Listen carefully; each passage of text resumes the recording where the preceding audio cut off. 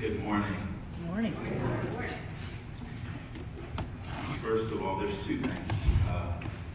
I want to thank God for Pastor Netra for opening her pulpit to me this morning. I've known her for about 2 years, and if I ever had a friend in the world, I would say that she has been one of my best friends. Amen. And I want to thank God for her, and I'm going to miss her as well.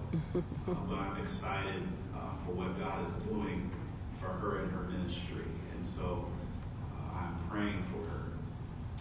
I also want to thank God for Cook Memorial, United Methodist Church, and how you all opened your doors to a little small Baptist boy from an unknown place. But I want to thank God for all of you and for being so kind to me, extending your love to me on every Sunday. And so I want to thank God for you all. Amen. The Word of God has been read in your hearing, but I do want to reread one verse. Amen. Verse number 1. God is our refuge, a very present help in times of trouble. Eternal God, we thank you this morning for your goodness and for your mercy, Lord. First of all, we want to thank you for waking us up, God. Thank you for the activity of our limbs, God, and for you being faithful even while we are hurting, even while we feel hopeless and helpless. God, you are still there with us, Lord. So God, as I preach this, your word, Lord, I pray that, Lord, you would hide me behind your cross, Lord. Lord, that I would not embarrass your name, God. I thank you and I give you all honor, glory, and praise. For it's in Jesus' name we pray. Amen. Amen. I want to talk about one today, a help present for our hurt. A help present for our hurt. Grief is defined as a profound mental anguish associated with when one loses someone or something in life. Grief is not something that just happens during a single event. Rather, it's a constant happening that reminds us of something we have lost in the past. Author of the book of Grief Observed and theologian C.S. Lewis once stated, "For in grief, nothing stays put. One keeps on emerging from a phase, but it always recurs, round and round. Everything repeats. Am I going in circles, or do I hope that I'm on a spiral? But if it's on a spiral, am I going up or am I going down?" Lewis then asked the question, how often? Will this be the same way always? How often will the vast emptiness astonish me like a complete novelty and make me say, I never realized how impactful my loss was until this very moment? Dr. Lewis, like many of us here in the building on today, have felt the sting of this thing called grief. I don't care who you are. I don't care what you look like. I don't care if you're rich or if you're poor. I don't care whether you're white, whether you're black, whether you're Asian, whether you're Hispanic, whether you're gay, whether you're a lesbian, whether you're straight, disabled, well-abled, Republican, Democrat, Green Party, Tea Party, young, middle-aged, or old age. The reality is that all of us at some point or time in our lives will experience this thing called grief. Grief is no respecter of person. Rather, it is the product of being human and living in a broken and messed up world. There are many of us here on today that are grieving for one reason or another. Some of us have lost individuals so near and dear to our lives. Individuals who were the backbone of everything we knew and loved. For many of you all here today, Mr. Bill was the backbone of Cook Memorial United Methodist Church. For some of you, he was your very best friend. There were a couple other people that have passed away recently. Folks that you love and folks that you cared about, folks that you can't see your life going forward without. So you feel this grief that seems to pervade every piece and fiber of your very being. Somebody here is grieving because of the loss of a pastor. Because you grew attached to this pastor. Because they were better than some of the other pastors that you may have had in the past. And you got attached to the one before that one, and they ended up leaving. And now you're in a place of hopelessness, not knowing what's going to come and what God is going to do in your future. And so you're in a place of loss right now. You're grieving because you don't know the future of Cook Memorial. There's others who are grieving the loss of possibilities. Fear that what I once thought I was going to be is not in the cards anymore. That job that I thought that I was going to get, I'm not going to get it anymore. That book that I thought I was going to write, I'm not going to write it anymore because I just feel like it's not in the cards for me. There's some sort of loss in my life. My sisters and my brothers, grief is very real. But the good news is that we find in this text is that God's help is present even when we are hurting. Psalm 46 is a familiar hymn for most of us in the church. In fact, it is this particular psalm which helped spur the church on during the Protestant Reformation. 1527 AD, as the church was dealing with uncertainty and the Black Plague swept across the European continent, it was Martin Luther who stated, "Come, let us read the 46th Psalm." In 1791, as John Wesley lay on his deathbed, I can imagine it was this particular psalm which was fresh on his mind. As he lay there, nearly losing his entire voice and mustering up all of his strength, Wesley stated, "The best of all, God is with us." What Luther and Wesley understood is that even when we face the most difficult of circumstances in life, is that God is an active God who is with us in each and every situation. As we read the title of this text, we find it is written by the chief musicians to the sons of Korah. First of all, we must realize that the sons of Korah understood what it meant to be in a situation when one's world was turned way upside down. Korah, if you remember, was an individual who, with the support of 249 co-conspirators, came up against the leadership of Moses and Aaron. Korah was upset because although they had the arduous task of transporting holy things from the temple, they could not touch the items with their bare hands. They had to wrap the holy items in special coverings and carry them on their shoulders. After a while, Korah and the Kohathites became angry and they hated the role appointed to them by God, and they began to covet the role of the priests. In the book of Numbers, it states that when Korah and his God voices the disgruntlement with both the leadership of Moses and their role in the temple, that God causes a seismic shift in the earth, so much so that it swallows them up. As we read further in the text, nearly 14,700 men voiced their displeasure with the punishment of Korah and are subsequently destroyed by a plague. However, in spite of nearly 15,000 people losing their lives because of the actions of Korah, Numbers 26 and 11 states that the sons of Korah were kept alive. The sons of Korah did not allow the anguish of the past or their rough history to define their future as they took on roles as custodians, singers, and doorkeepers. Of all the songs in the biblical text, 11 of them can be attributed to the sons of Korah.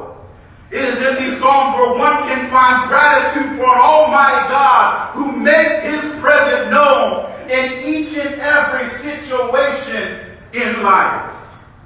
Psalm 46 is a song of great remembrance. Sons of Korah knew what it meant to be in a place of uncertainty. I guarantee that today there's some people here in Cook that knows what it means to be in a place of uncertainty. They knew what it meant to experience the loss of loved ones. They knew what it meant to experience grief, but they also understood what it meant to be restored by the hand of God. Throughout all these years that Cook Memorial has been here, through all the problems that Cook Memorial has faced, through all the pastors that have been here at Cook Memorial, through all the situations you thought that you would not get through, it was the hand of the Lord that brought you here right now. It was the hand of the Lord that said, yes, you can make it. It was the hand of the Lord that says, no matter what you're going through, I'm here with you, and I'll never, ever leave you alone. The text starts out by saying, God is our refuge and strength, very present help in times of trouble. So the question is, what was going on in the lives of the individuals who were writing the text that would cause them to make this statement? Some scholars pose that this was the time of King Hezekiah. The Assyrians had surrounded the camp. There was a feeling of hopelessness because the people of God felt like there was no way out.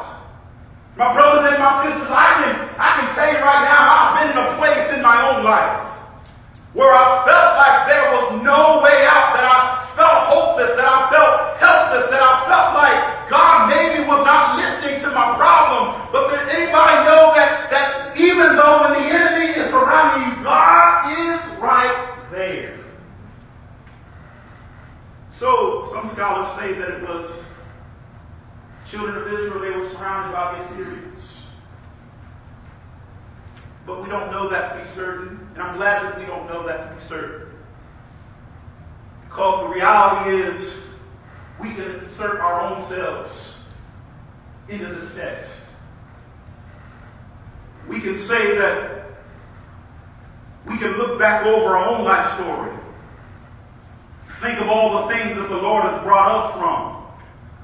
Say, if the Lord brought me from that, God can bring me through this.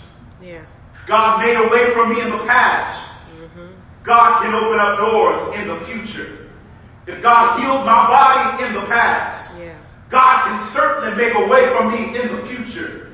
If God provided a good pastor for me in the past, God can bring somebody for me in the future. Although I felt hopeless in the past, although I felt like giving up in the past, although I felt like there was no hope for my future, God says, I am right here with you. So the text says, God is our refuge. Word refuge in the Hebrew language comes from the word that means to flee to and to find shelter in. The imagery here is that God is a place that we can run to. God is a God that provides for us a place of rest, even when the problems of life present themselves. In a world where anxiety and frustration and confusion, disappointment, and all of these different things present themselves, we have a place in God that we can run to. Amen. When racism, when sexism, when human trafficking, when all of these different issues seem to cloud our view of God, we have a place that we can rest in.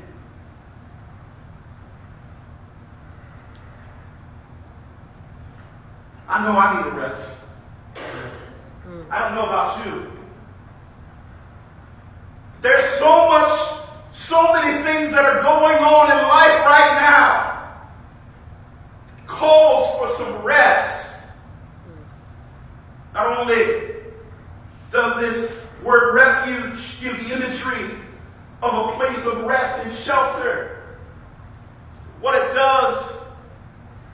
gives us the idea that God sits on high and looks low. Thank you, Lord. It's the military imagery. While we're fighting on the battlefield, we have a God that sees all vantages. God can see the enemy where the enemy is coming from. And I don't know about you, but I'm glad that I serve a God that knows all and that sees all. Amen. And that even when I feel hopeless and helpless, that God knows my future better than I do. Yes, Lord. Even when I'm frustrated, God says, I'm here with you. Even though I know that I don't know that I'm going to make it to my future, God says that I will never, ever leave you alone. Not only is God our refuge, but God is our strength. Yes. God is the source of strength for those who are weak and defenseless, the vulnerable among us in society. We just sung the song, "A Mighty Fortress is our God." The author of this particular song knew that his strength was not enough. Yes. That he needed something extra to help move him forward. And if you believe it on today that you know that your strength is not enough, I need somebody to raise your hand on today. Amen. If you believe that you are weak on today and you want to be honest with God on today, lift your hand and say, Lord, I am weak, I'm worn, I don't know how I'm going to make it, I'm messed up, but God, I believe you are a strength for me and you can make a way out of no way. Is there anybody that's weak this morning? Amen. Thank you, Lord. See, we need some folk to be honest with God. Say, God, I'm weak. I don't know how I'm going to make it. You said in your word that you would never leave me alone, but I just don't see it right now. I'm weak.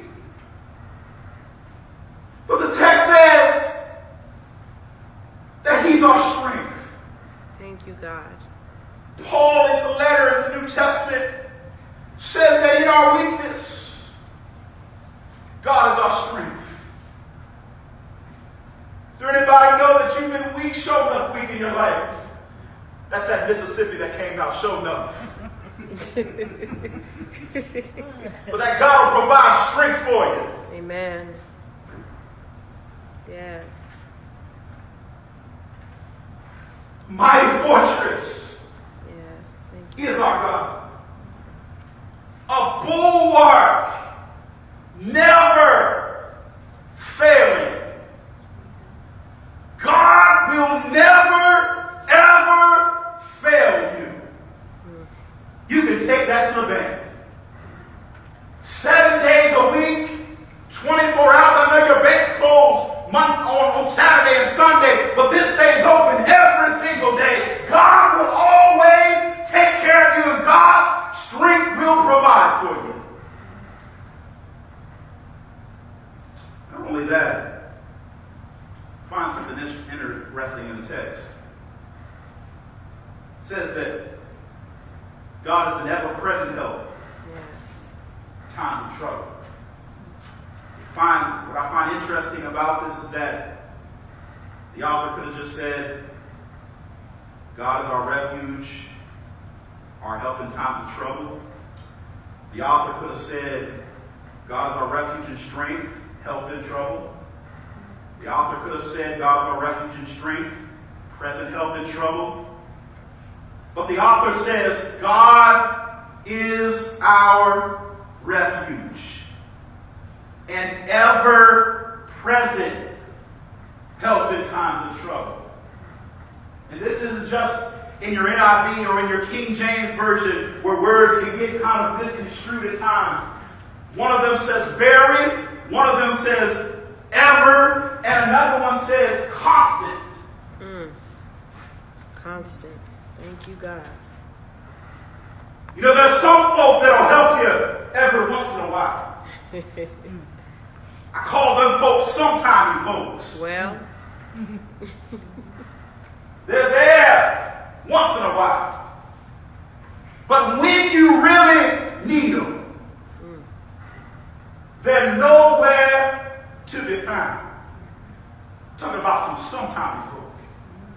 I know all of us have run into some sometime before in our lives.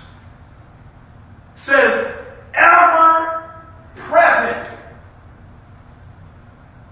that I am here with you through the thick and through the thin. If you go to prison, I'm sitting right next to you. If you make your way in hell, Well, I'm going to be right there. If you go on the wings of an eagle, I'm right there. If your enemies come against you, I'm right there to stand up for you. We're talking about an ever-present God. God is always with you. Not only is he ever-present, but he's an ever-present help. Some folk are there, but they don't want to do anything. Amen? amen. You can be present, but be lazy. Well, Some folk here, and I'm not talking about Cook, y'all some good Christians. There's some folk that have been in churches year after year after year after year after year, but still have not understood the message of Christ, which is that we've got to do something along the way. well, That something is not what you're doing. That something comes from the inside and works its way out. Got folks sitting in here, don't want to get involved in anything. Then you complain about, I'm not talking about good. Then we like to complain. This person leaves, that person leaves. What are we doing for Christ? How are we being a reflection of the God who gave everything to us and for us? Says he's an ever-present help. God helps us when we need help. So there's a response in the text, and I promise I'm going to hurry up because I'm not that long preaching. Therefore, we will not fear. Because of what I've said right here in this text. Because God is my refuge. Because God is an ever-present help in times of trouble. There's nothing that I need to fear. Why? Because sometimes there's some earthquakes that's going to present themselves. There's some floods that's going to present themselves. And there's some messed up things that's going to surge over my life. But I'm not going to fear because God is with me. amen. Sons of Korah, they understood that. They understood the grace of God. That if it was not for God, they would not have even been able to sing this hymn.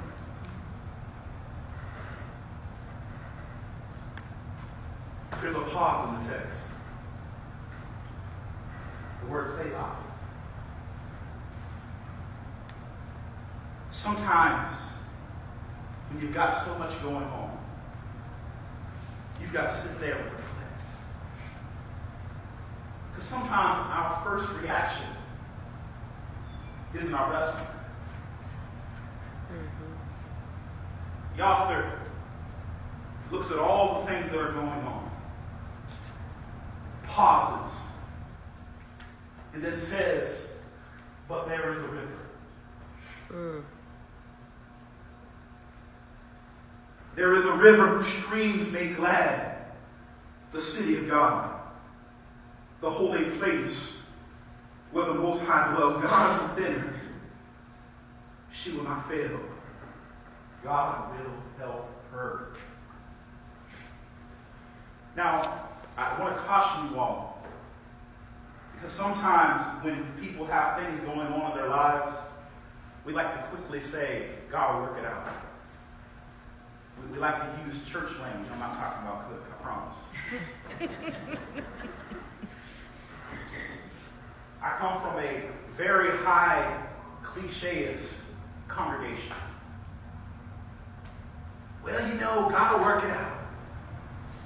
Every time when I was a kid, I remember my mom would always, I'd be upset, you know, I'd be ticked off. And my mom would be, what's wrong with you? You don't have any Jesus on the inside of you? you know, that's the devil. Everything's a devil. So it becomes totally dismissive of what somebody is actually going through. Yeah. But this text doesn't do that. The author of this text takes time to reflect on everything. He's empathetic in the way that he responds. He says, I hear everything that you're going through. Cook Memorial, I hear everything that you're going through. I hear all the pain and the frustration you're going through. I hear the anxiety. I see your tears. But God says there is a river of peace. And if you just wait long enough, you'll see that God is in the midst of it. Yes. And that God will lead you to the place where God wants you to be at. God bless you. Amen.